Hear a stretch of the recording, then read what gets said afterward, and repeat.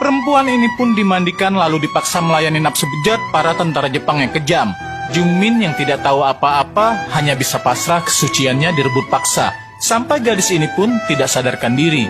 Ini sungguh sangat kejam. Nasib naas ini juga dialami oleh gadis-gadis lainnya. Tapi apa yang bisa dilakukan oleh tubuh kecil mereka ini selain pasrah?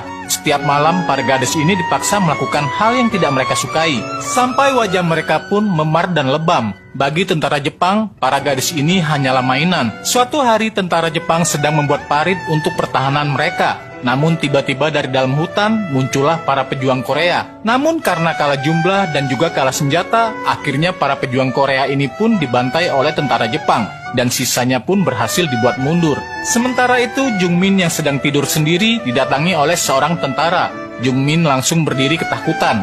Tetapi tentara ini tidak sama dengan yang lainnya. Dia berkata bahwa wajah Jungmin sangat mirip dengan adiknya sehingga membuat dia iba. Tentara itu menanyakan nama Jungmin. Lalu dia menjawab namanya adalah Masaku. Tentara ini berkata bukan nama Jepang, tetapi nama asli. Lalu Jungmin hanya bisa menunduk, menggelengkan kepalanya dan menangis. Tidak terbayangkan betapa beratnya siksaan yang harus dia terima. Lalu para gadis mendapatkan izin untuk keluar sebentar, duduk-duduk di tepi kolam. Di sini ada salah seorang dari mereka yang bertingkah aneh. Dia menjadi gila karena tekanan yang dia terima. Dan juga ada suatu kejadian di saat kakaknya yang juga orang Korea menjadi tentara Jepang berusaha melepaskan adiknya ini malah dihabisi di depan matanya. Sejak peristiwa tersebut, dia mengira semua tentara Jepang yang berseragam adalah kakaknya.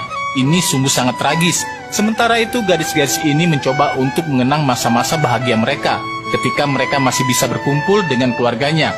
Itu pula yang dibayangkan oleh Jungmin. Betapa dia merindukan ayah yang sangat dia sayangi dan masa-masa di saat mereka tertawa dengan lepas. Mereka berharap bisa segera dibebaskan dan kembali. Namun nampaknya itu hanyalah angan-angan belaka. Selain dipekerjakan sebagai jugonianfu, mereka juga disuruh bekerja kasar. Mereka disuruh untuk mengumpulkan kayu, lalu mereka berbincang bahwa salah satu temannya menghilang. Desas-desus gadis itu mencoba kabur dan ditembak oleh tentara Jepang. Lalu Jungmin pun berkata bahwa sebentar lagi perang dunia akan berakhir.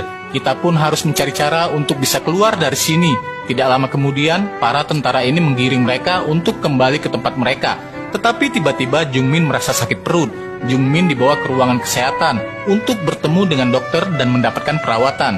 Saat Jungmin sadar, dia melihat ada tirai yang tertutup di sana dan betapa terkejutnya Jungmin melihat temannya yang dikabarkan menghilang ternyata sudah terbujur kaku tidak bernyawa. Kemudian bagaimana kisah ini selengkapnya? Saksikan next